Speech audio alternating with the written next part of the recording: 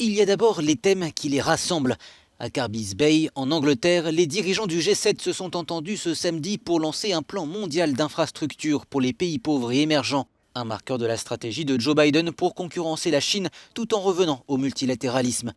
Les dirigeants se sont également entendus sur un plan pour prévenir de futures pandémies. Il s'agit surtout d'engagement à réduire le délai de développement des vaccins et une réforme de l'Organisation mondiale de la santé. Des convergences, il y en a eu aussi lors du premier entretien en aparté d'Emmanuel Macron avec Joe Biden. Le président américain a affirmé que les deux dirigeants étaient sur la même ligne. Pourtant, tous les dossiers, comme ceux d'Airbus, Boeing ou des taxes sur les GAFA ne sont pas réglés.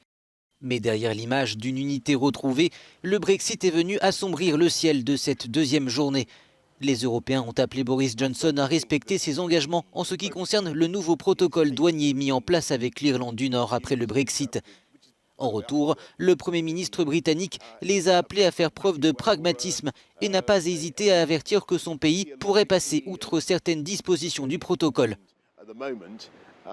Pour rappel, l'Irlande du Nord est restée dans le marché unique européen et les contrôles de marchandises se font en mer d'Irlande pour éviter le retour d'une frontière dure entre la province britannique au nord et la République d'Irlande au sud, qui est toujours membre de l'UE.